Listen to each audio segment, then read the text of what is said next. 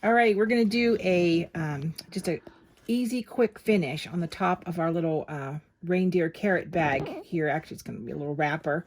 I have just a basic 3-thread narrow hem. So I have my right needle in, and I'm going to pull back my stitch finger so it narrows up the stitch. That little finger right there kind of pulls in and out. Now you may have to change a plate. You may have the same switch, depends on your serger. I have my stitch length turned down to R for rolled edge, because it's just like setting your stitch length on your sewing machine. The lower the number, the closer it is, like a satin stitch.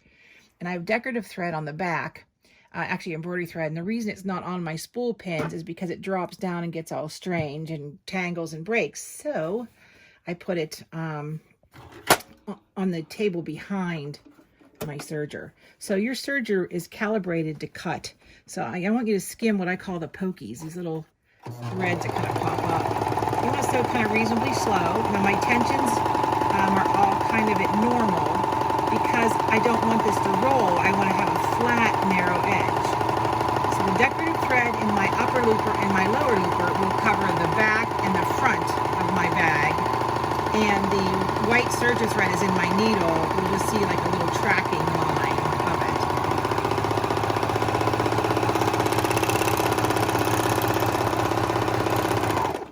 So you can see how pretty that is. And again, I can make that a little tighter. You can see the white of the polka dots coming through, but it's a quick way to finish a project like this. Now for the fun part. We're going to flatlock elastic across the top and the bottom of our little wrapper bag to kind of scrunch it in. Now, I'm using a flatlock technique because I don't feel like making the casing. This is a quick and easy project. So I'm going to set my serger up. It's still 3-thread, right? But I'm setting up for a flat lock, which means I have no tension on my left needle. I don't have any thread in my right needle, but no tension in my left. My right needle is empty. No tension on my upper looper. And my lower looper is just about the same. Now, one thing is, because I'm sewing on a fold, I have to get rid of my blades. So you have 2 blades. You have an upper blade, this guy right here, and then a lower blade, which is up against it, flat.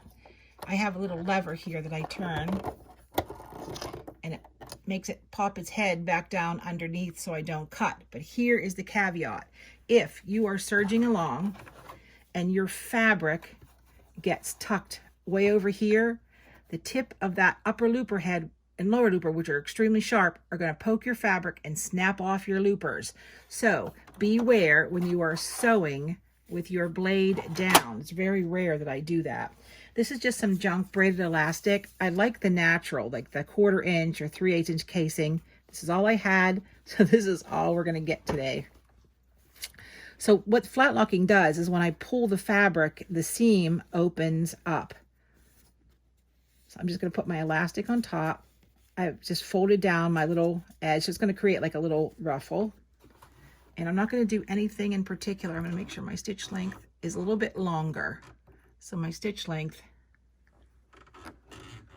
is going to be, let's see, my differential feeds at normal. My stitch length is going to be around 4, because I don't want a lot of bulk in my seam. So when I start to sew, as soon as my needles get attached in there, I'm going to start stretching my elastic. Now you may have to help feed it out the back, but you can see the edge of my elastic and the edge of my fold. And you can just put your needle down and give it a little pull.